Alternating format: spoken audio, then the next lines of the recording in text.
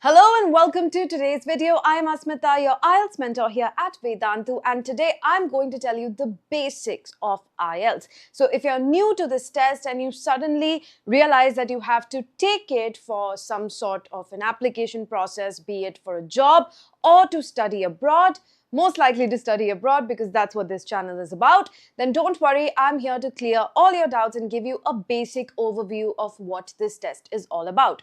Now, the IELTS stands for International English Language Testing System, and the point of the test is to see and assess whether or not a candidate can communicate well in English. So it's a proficiency test, not a mastery test. You need to have the kind of English skills required to hold daily, day-to-day conversations, not necessarily very literature level acumen or mastery in writing and speaking. Okay, so you need to be able to converse with the locals in the country that you are planning to emigrate to, and hence this test just wants to assess whether or not you can do that comfortably. So the only authority responsible for conducting these tests in India is the IDP. British Council used to, but they no longer conduct these tests. So the only place that you need to go to in order to book your test and get all your information is the IDP website. Any other website that claims that you can book a test through them, be wary, make sure you're checking everything and make sure they're actually redirecting you or linking you to the IDP page. You don't have to pay any kind of additional fees for your test to be booked. You can do it directly through IDP, no other website. Now, as you can see, the fees is listed in the website. I have a screenshot of that over here. So IELTS on computer for the UK visa and immigration is around 18,000. It is exactly 18,250 rupees, not around.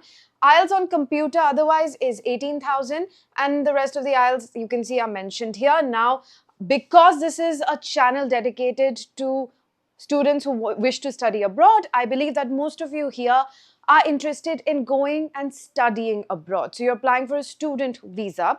Keep in mind that there are two kinds of IELTS that you can take.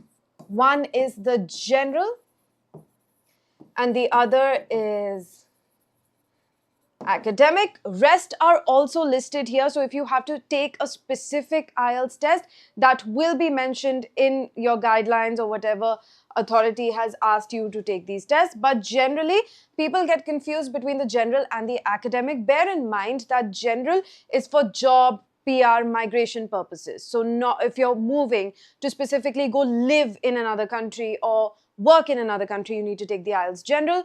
IELTS academic specifically for people applying for student visas to go and study abroad. There are differences in the test.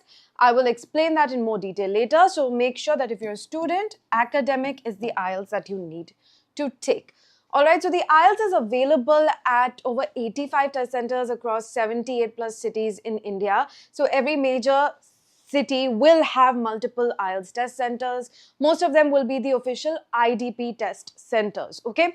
The frequency of the test, you have up to 4 sessions a month. So there's no dearth of tests.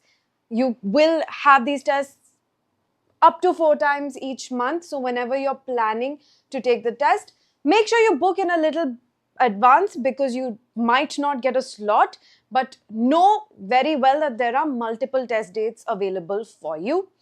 And you can reschedule or cancel up to 5 weeks in advance, but a fees for rescheduling may apply. Now, coming into the nitty-gritties, the actual format of the test, because it's an English proficiency test, so to understand if somebody is proficient in any language, there are 4 main skills that are tested, which is listening, reading, writing, and speaking. Okay, out of these, your listening and reading skills are passive skills. So here you are listening to someone else talking, you're reading something that someone else has written, and you're answering questions accordingly, right? So these are passive comprehension based, and writing and speaking are direct application based, where you have to apply your knowledge of the language to produce material that is unique to you, some written material, spoken material. All right. So generally, test takers who are not so proficient struggle more with the writing and speaking section of the test than they do with the listening and reading. This is something everyone is easily able to do if they have passable knowledge of the English language. Now, coming to the actual breakdown of these sections now, know that your listening, reading and writing test will take place on the same day, invariably. But your speaking test can happen on a different day depending upon availability. Also, your speaking test might be in person or it can be online. You will get confirmation for the same through email. This can happen maybe a week before the other tests. This can happen a week after the other tests. But your listening, reading and writing will happen on the same day. Your listening, reading and writing test will take place in a test center, but your speaking test, if it is in person, can happen at a hotel. So don't find it odd if you get the address for a hotel when it comes to your speaking test. That's completely normal. All right, now the listening, reading and writing test. Now these individually, listening will take around 30 minutes of your time plus 10 minutes to transfer your answers onto an answer sheet if you are taking the paper IELTS. In the computer IELTS, you will get just 30 minutes. For the reading section, you have 60 minutes and writing, you have 60 minutes. The speaking section of the test is mandated to be around 11 to 14 minutes long, but it can go up to like 20-30 minutes, or it can be as short as like 10 minutes depending upon the examiner. So the time here remains flexible, but it is the shortest section of the test, not nearly as long as the others. The listening is divided into 4 parts where you listen to 4 different recordings and answer questions according to the recordings. Now, part 1 and part 3 have a conversation between 2 people that you need to listen to. And your part 2 and part 4 have a monologue, which means just one person will talk, give you some sort of instructions, and you have to answer questions accordingly. We'll go into a lot more detail in later classes, and you can also check out some of the live sessions where I've solved this live along with you on this channel. All right, for the reading bit, again, you have differences in the essays that are provided for you to read in the academic and general IELTS test. So now the listening is the same for general and academic. You have the same content. Reading is different. All right. So the reading bit is different. Writing is also different. Speaking is the same for general and academic. So that's why you need to be very careful about which test you actually need to take, because there are differences in reading and writing. Again, in reading, you are just reading 3 passages and you are answering questions accordingly. There are a variety of questions that we will look into when we do sessions dedicated to reading. When it comes to writing, you have 2 tasks, task 1 and task 2.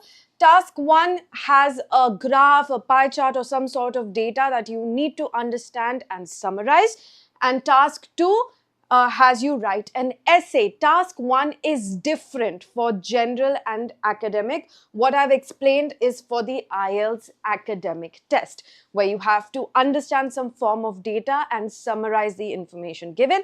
Task 1 is easier than task 2 because it's less words, so you will dedicate less time to task 1 and more time to task 2. And finally, speaking is divided into 3 parts, part 1, part 2 and part 3, where part 1 is a general introduction where the examiner is going to ask you questions about yourself that you need to answer briefly, not in too much detail. Part 2 is going to be again a monologue. This is called the long turn. And it's also called the cue card section, because what essentially happens is that you get a cue card with a topic on it and you are supposed to talk about that topic at length for 1 to 2 minutes all by yourself. And finally, part 3 is the follow-up discussion. Now, this part is generally considered a bit difficult because you get some higher order thinking questions. questions that require you to critically analyze situations, and so the range of vocabulary you need to answer these questions and the general knowledge that you need to have is a bit more demanding. So the part 3, follow-up discussion, usually challenging. Part 2, usually challenging for people. Speaking in general, a lot of test takers find it challenging, which is why we've dedicated a lot of videos, a lot of live sessions to speaking practice that you can go check out right now on the channel. So this is a basic breakdown of everything that you have to do in the IELTS test. Might sound a bit intimidating, but actually quite easy, because most of this you have been doing throughout your school life in your different exams, including your board exams for class 10th and class 12th.